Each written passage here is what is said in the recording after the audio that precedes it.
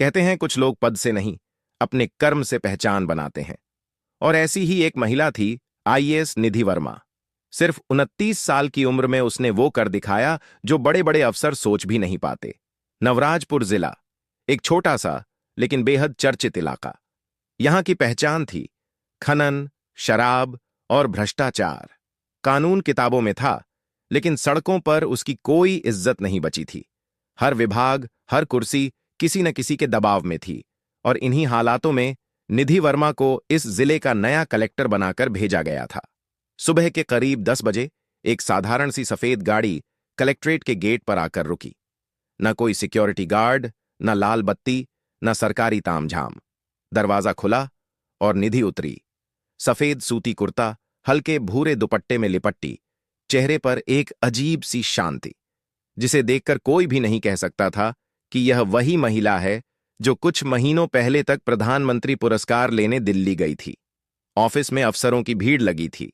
सबके चेहरे पर एक ही सवाल, क्या यह भी बाकी अफसरों जैसी होगी या कुछ अलग?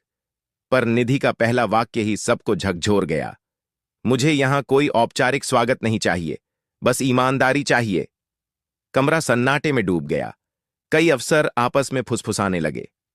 लगता है ज्यादा सख्त टाइप की है। लेकिन निधि को इन बातों से कोई फर्क नहीं पड़ता। उसकी नजरें फाइलों पर थीं, जिनमें पुराने मामलों की धूल जमी थी। हर पन्ना एक कहानी कह रहा था, रिश्वत, लापरवाही और लोगों की लाचारी की कहानी। तीसरे दिन उसने बिना किसी को बताए जिले का औचक निरीक्षण किया। वह खुद गांव गांव जाकर लोगों से मिली, किसानों से लेकर मजदूरों तक। सबके पास एक ही शिकायत थी, मैडम, यहां कोई हमारी सुनवाई नहीं करता। वह सुनती रही, नोट्स बनाती रही, और हर शब्द उसकी आंखों में उतरता चला गया। निधि को अब समझ आ गया था कि नवराजपुर की असली बीमारी ऊपर से नहीं, नीचे की जड़ों में है, जहां कानून और अपराधी एक ही मेज पर बैठकर चाय पीते हैं। एक हफ्ते बाद कलेक्ट्रेट में उसकी पहली बैठक हुई। कमरा पूरा भरा था। अफसर, इंजीनियर, पुलिस अधिकारी और सबसे अहम डीएसपी अरविंद राणा, जो इस जिले की कानून व्यवस्था का जिम्मेदार था। उसका चेहरा आत्मविश्वास से भरा था और आंखों में अजीब सी चालाकी। निधि ने सभी से शांत स्वर में कहा, मैंने सुना है यहां कानून से ज्यादा लोगों की जुबान चलती है, पर अब से सिर्फ एक चीज चलेगी, नियम। कमरा फिर सन्नाटा ओढ़ गया। कुछ अफसरों ने आंखें झुका लीं, कुछ ने मुस्कुराकर नजरें बचा लीं, लेकिन निधि का चेहरा कठोर नहीं, दृढ़ था। बैठक खत्म होते ही अरविंद राणा निधि के पास आया। बोला, मैडम, थोड़ी सावधानी रखिएगा। यहां लोग सीधे नहीं चलते। आप चाहें तो कुछ मामलों में थोड़ा डील दे सकती हैं। निधि ने बिना ऊपर देखे बस इतना कहा, मैंने डील देने नहीं, कानून चलाने का वादा किया है। उस एक लाइन ने अरविंद के अंदर की आग को हवा दे दी। वो धीरे धीरे बाहर निकला और अपने फोन पर किसी को कॉल मिलाया। साहब, नई कलेक्टर बहुत ईमानदार निकली है, मामला संभालना पड़ेगा। उसके शब्दों में छिपी चाल निधि नहीं सुन पाई, पर उसे महसूस जरूर हुआ था कि हवा कुछ अलग है। अगले ही दिन उसके दफ्तर में एक किसान आया। नाम था रामलाल। उसकी आंखों में डर था और हाथों में एक पुरानी फाइल। मैडम, मेरी जमीन छीन ली है। कागजों में सब झूठ लिखवा लिया गया है। पुलिस में गया तो कहां ऊपर से ऑर्डर है। निधि ने फाइल खोली। कागजों पर सब कुछ वैध दिखाया गया था, पर उसकी ट्रेनिंग उसे बता रही थी कि यह सब बनावटी है। उसने कहा, तुम्हें कल तक इंसाफ मिलेगा। रामलाल की आंखों में उम्मीद की चमक आ गई, लेकिन उसे नहीं पता था कि इस एक वाक्य ने कई बड़े लोगों की नींद उड़ा दी है। उसी शाम निधि ने तहसीलदार, पटवारी और डीएसपी अरविंद को बुलाकर कहा, कल मैं खुद मौके पर जाकर जांच करूंगी, किसी को खबर मत करना। अरविंद मुस्कुराया, जैसा आदेश मैडम। लेकिन उसके मन में अब कुछ और चल रहा था। रात के 8 बजे निधि अपने कमरे में बैठी थी। बाहर हल्की बारिश हो रही थी और खिड़की पर पानी की बूंदें पड़कर संगीत सा बज रही थीं। वह अपने डायरी में लिख रही थी, कानून की जंग आसान नहीं होगी, पर डर से बड़ी कोई हार नहीं। उसकी आंखें थकी थीं, लेकिन मन शांत था, क्योंकि उसे पता था कल की सुबह किसी की तकदीर बदलने वाली है। शायद उस गरीब किसान की, या शायद इस पूरे जिले की। दिन ढल चुका था। नवराजपुर की सड़कों पर शाम उतर रही थी, पर कलेक्टर ऑफिस की बत्तियां अब भी जल रही थीं। निधि वर्मा अपने टेबल पर झुकी हुई थीं। उनके सामने वही किसान की फाइल खुली थी जिसका जिक्र उन्होंने जन सुनवाई में किया था। फाइल में कुछ दस्तावेज ऐसे थे जो साफ बता रहे थे कि मामला सिर्फ जमीन का नहीं, बल्कि पूरे प्रशासनिक गिरोह का था। एसडीएम, तहसीलदार और एक स्थानीय नेता, तीनों के नाम कागजों में जुड़े हुए थे। निधि ने गहरी सांस ली और कहा, तो यही है असली खेल। उन्होंने फोन उठाया और अपने ड्राइवर राम सिंह से बोली, जीप निकालो, हम खेत पर चलते हैं। रीना, उनकी पीए, थोड़ी घबरा गई। मैडम, रात हो गई है, कल सुबह चले जाइए। निधि ने मुस्कुराते हुए कहा, रीना, भ्रष्टाचार सूरज की रोशनी से नहीं डरता, उसे अंधेरे में ही पकड़ना पड़ता है। जीप के हेडलाइट्स धूल भरे रास्तों को चीरते हुए गांव की ओर बढ़ने लगे। आसमान में चांद बादलों में छिपा हुआ था। सन्नाटा ऐसा कि सिर्फ इंजन की आवाज सुनाई दे रही थी। जब वो खेत पर पहुंची तो देखा कुछ आदमी ट्रैक्टर लेकर जमीन पर हल चला रहे थे। निधि जीप से उतरी और बोली, किसकी अनुमति से काम हो रहा है यहां? आदमी हड़बड़ा गए। एक ने कहा, मैडम, ये तो चौधरी साहब की जमीन है। निधि ने फाइल उठाई।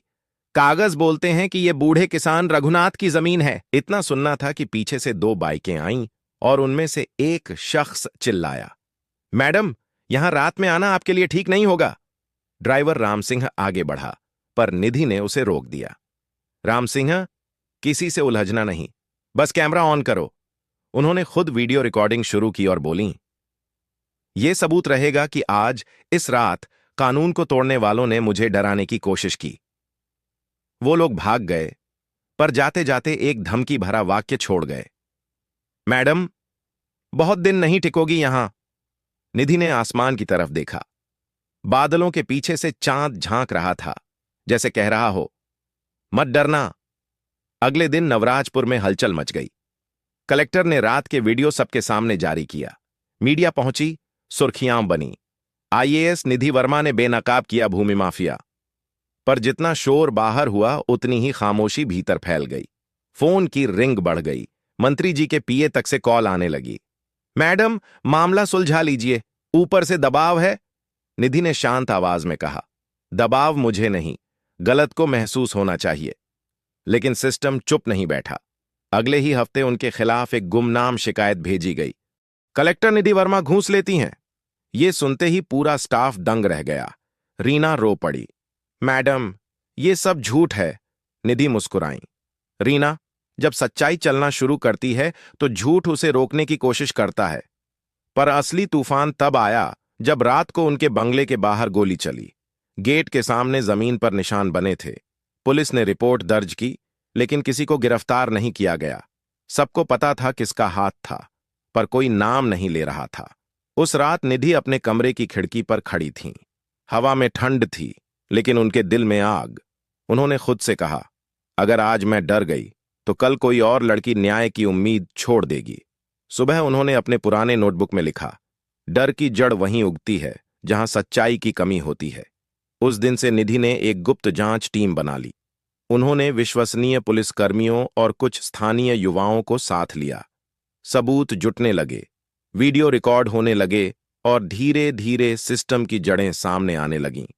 पर जिसे वो अपना सबसे भरोसेमंद साथी मानती थीं, डीएसपी अरविंद, वही किसी और के इशारों पर खेल रहा था। वो उनकी हर मीटिंग की खबर सीधे माफियाओं तक पहुंचा रहा था। निधि को अभी इसका अंदाजा नहीं था। उन्हें लगा कि लड़ाई बस बाहर वालों से है, पर असल जंग तो घर के भीतर से शुरू होने वाली थी। कहानी अब एक ऐसे मोड़ पर आ चुकी थी जहां हर कदम पर धोखा छिपा था। निधि वर्मा को यकीन था कि उनकी टीम अब पूरी तरह मजबूत है, पर उन्हें क्या पता था, जिसे वो अपना सबसे ईमानदार अफसर समझती थीं, वही उनके खिलाफ साजिश बुन रहा था। डीएसपी अरविंद मिश्रा, जो हमेशा गंभीर और निष्ठावान दिखता था, असल में स्थानीय माफिया चौधरी विकास सिंह का आदमी था। निधि जब भी कोई गुप्त प्लान बनाती, अरविंद उसकी पूरी जानकारी आगे पहुंचा देता, और इस बार भी उसने ऐसा ही किया। उस सुबह निधि ने अपनी गुप्त टीम को बुलाया। उन्होंने कहा, आज रात हम उस गोदाम पर छापा मारेंगे जहां से गैर कानूनी शराब और हथियारों का धंधा चलता है। सबने हामी भरी, पर कमरे के कोने में बैठे अरविंद की आंखों में डर नहीं, बल्कि चालाकी चमक रही थी। शाम को जब निधि और उनकी टीम सरकारी जीपों में उस गोदाम की तरफ बढ़ रही थीं, तो रास्ते में एक ट्रक अचानक उनके सामने आ गया। जीप ब्रेक लगाते लगाते पलटते पलटते बची। ड्राइवर ने गाड़ी रोकी, पर ट्रक वाला वहीं से भाग निकला। निधि को तब भी शक नहीं हुआ। उन्होंने सोचा यह संयोग होगा, लेकिन जब वो गोदाम पहुंची तो दरवाजे पहले से खुले हुए थे। अंदर सिर्फ खाली डिब्बे, कुछ राख और एक जला हुआ मोबाइल। रीना ने कहा, मैडम, किसी ने पहले ही सब हटा दिया। निधि ने धीरे से जवाब दिया, कोई अंदर की जानकारी दे रहा है। उसी रात उन्हें एक फोन आया, मैडम, कल सुबह आपके खिलाफ सीबीआई जांच आने वाली है, आपको निलंबित किया जा सकता है। निधि ने हंसकर कहा, जब सच्चाई को गिराना मुश्किल होता है तो झूठ के पंख लगाकर उड़ाने की कोशिश की जाती है। अगले दिन सुबह सुबह उनके दफ्तर पर छापा पड़ा। सीबीआई की टीम कागजों की तलाशी ले रही थी। मीडिया बाहर खड़ी थी। नवराजपुर की कलेक्टर रिश्वत के आरोप में घिरी। ये वही मीडिया थी जो 2 हफ्ते पहले उन्हें आयरन लेडी ऑफ नवराजपुर कह रही थी। निधि शांत थीं। उन्होंने कहा, सच की रफ्तार धीमी होती है, लेकिन वो पहुंचती जरूर है। पर सिस्टम ने उन्हें वक्त नहीं दिया। उन्हें उसी दिन अनिवार्य अवकाश पर भेज दिया गया, यानी बिना सबूत के कुर्सी छीन ली गई। कलेक्टर बंगले की दीवारें अब सूनी लग रही थीं। रीना आंखों में आंसू लिए बोली, मैडम, अब क्या करेंगे? निधि ने अपनी डायरी बंद की और कहा, रीना, अब ये लड़ाई कुर्सी की नहीं, इंसाफ की होगी। उधर दूसरी तरफ अरविंद और चौधरी सिंह एक आलीशान बंगले में जश्न मना रहे थे। चौधरी बोला, मैंने कहा था ना, एक लड़की क्या कर लेगी पूरे सिस्टम के सामने। अरविंद मुस्कुराया, वो तो ईमानदार थी, बस यही उसकी सबसे बड़ी कमजोरी थी। लेकिन उन्हें क्या पता था कि वही कमजोरी जल्द ही उनकी सबसे बड़ी हार बनने वाली थी। 3 दिन बाद निधि अपने पुराने साथियों से गुप्त रूप से मिली। उन्होंने अपने लैपटॉप में कई सीसीटीवी फुटेज निकाले, जिसमें अरविंद और माफिया के बीच मीटिंग्स के वीडियो थे। ये सब उनके ड्राइवर राम सिंह ने रिकॉर्ड किए थे। निधि ने कहा, अब वक्त है पलटवार का। उन्होंने वीडियो को कई मीडिया रिपोर्टर्स को भेजा और साथ ही सोशल मीडिया पर अपलोड किया। ये हैं वो सबूत जिनसे मुझे गिराने की साजिश रची गई। वीडियो आग की तरह फैल गया। देश भर में खबर चली। आईएएस निधि वर्मा के खिलाफ झूठे केस की पोल खुली। लोगों ने कमेंट किया, अब भी ऐसी ईमानदारी जिंदा है। लेकिन सच्चाई सामने आने के बावजूद खेल अभी खत्म नहीं हुआ था, क्योंकि अरविंद मिश्रा अब भाग चुका था और चौधरी सिंह ने अपने आदमी लगा दिए थे निधि को चुप कराने के लिए।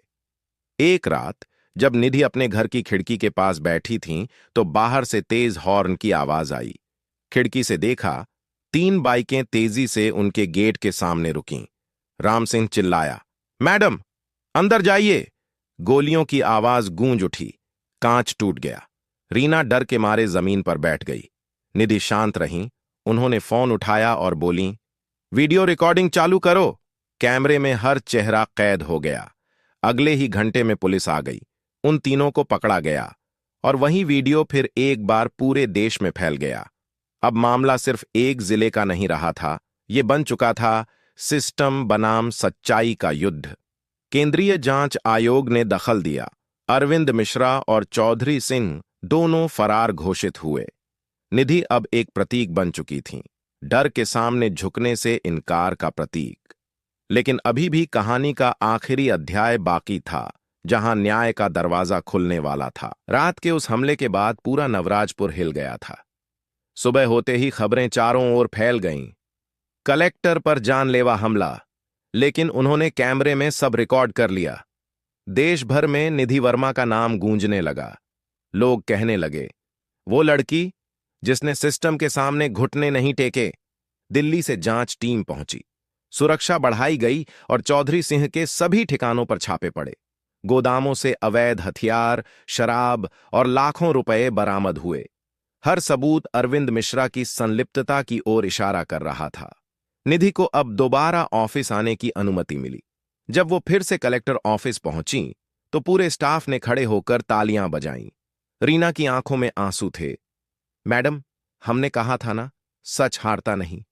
निधि ने मुस्कुराते हुए जवाब दिया, सच हारता नहीं, बस उसे सबूत तक पहुंचने में वक्त लगता है। वो फिर अपने पुराने टेबल पर बैठीं। वो फाइलें जो कुछ दिन पहले जब्त की गई थीं, अब उनके सामने थीं, जैसे किसी मां को उसका खोया हुआ बच्चा वापस मिल गया हो। इसी बीच एक बड़ी खबर आई। अरविंद मिश्रा नेपाल बॉर्डर के पास पकड़ा गया। उसके बयान ने पूरे सिस्टम की जड़ें हिला दीं। उसने खुद कबूल किया कि उसने ऊपर से आए आदेशों पर निधि के खिलाफ झूठे केस बनाए थे। चौधरी सिंह को भी दिल्ली पुलिस की मदद से गिरफ्तार कर लिया गया। टीवी पर हर चैनल पर चल रहा था, आईएएस निधि वर्मा केस में बड़ा खुलासा। भ्रष्टाचारियों के सामने झुकी नहीं, डटी रही निधि वर्मा। लेकिन निधि के लिए यह लड़ाई सिर्फ गिरफ्तारी तक सीमित नहीं थी। वो चाहती थीं कि इस सिस्टम की वो कमजोरी हमेशा के लिए मिटे जिसने इतने निर्दोषों की जिंदगी बर्बाद की थी। उन्होंने एक नई योजना शुरू की, जन सुनवाई पुनरुत्थान अभियान। हर गांव में हफ्ते में एक दिन खुला मंच होता, जहां जनता सीधे अपनी बात कहती और फैसले उसी दिन होते। धीरे धीरे नवराजपुर का चेहरा बदलने लगा। जहां पहले डर और बेईमानी की छाया थी, वहां अब भरोसा और न्याय की हवा बहने लगी। एक शाम निधि ऑफिस से निकल रही थीं। बाहर वहीं बूढ़ा किसान रघुनाथ खड़ा था, हाथ में ताजा गेहूं की बालियां लिए। वो मुस्कुराकर बोला, मैडम, अब ये जमीन सच में मेरी है। आपने जो किया वो कोई बेटा भी नहीं करता। निधि की आंखें भर आईं। उन्होंने बालियां लेकर कहा, यही तो मेरा इनाम है। उस पल उन्हें लगा, कुर्सी, शोहरत या मीडिया की सुर्खियां सब उस किसान की मुस्कान के आगे फीकी हैं। लेकिन देश के बाकी हिस्सों में भी यह कहानी गूंजने लगी थी। आईएएस ट्रेनिंग इंस्टीट्यूट में निधि का नाम निडर अफसरों के उदाहरण के रूप में पढ़ाया जाने लगा। उनका चेहरा अब हजारों युवाओं के लिए प्रेरणा बन चुका था। पत्रकारों ने जब उनसे पूछा, मैडम, आप डरती नहीं थीं? तो उन्होंने हंसकर जवाब दिया, डर लगता था, पर मैंने डर को साथी बना लिया। वो मुझे सावधान रखता है, पीछे नहीं खींचता। कई महीने बाद उन्हें राष्ट्रपति भवन में ईमानदारी सम्मान पदक से नवाजा गया। उनके भाषण में सिर्फ एक ही पंक्ति थी, जब देश की बेटियां डरना छोड़ देंगी, तब भ्रष्टाचार खुद गिर जाएगा। भीड़ तालियों से गूंज उठी, पर निधि की नजरें बस एक दिशा में थीं, अपने गांव, अपने जिले और उन लोगों पर जिनके लिए उन्होंने यह सब सहा। कहानी का अंत वहीं होता है जहां सब शुरू हुआ था। नवराजपुर की वही सड़कें, वही खेत, वही लोग। पर अब हवा में एक अलग सी मिठास थी, एक नई सुबह की खुशबू थी। कभी जो जिला डर और बेईमानी का प्रतीक था, अब लोगों की जुबान पर था। नवराजपुर, जहां सच जीता था। और निधि वर्मा, वो अब सिर्फ एक अफसर नहीं, एक कहानी बन चुकी थीं। साहस, ईमानदारी और उम्मीद की कहानी। अगर आपको ये कहानी पसंद आई हो तो लाइक करें, शेयर करें और हमारे चैनल सुहानी टेलर्स को सब्सक्राइब करना न भूलें, क्योंकि ऐसी प्रेरणादायक कहानियां हम रोज लाते हैं, दिल से, आपके लिए,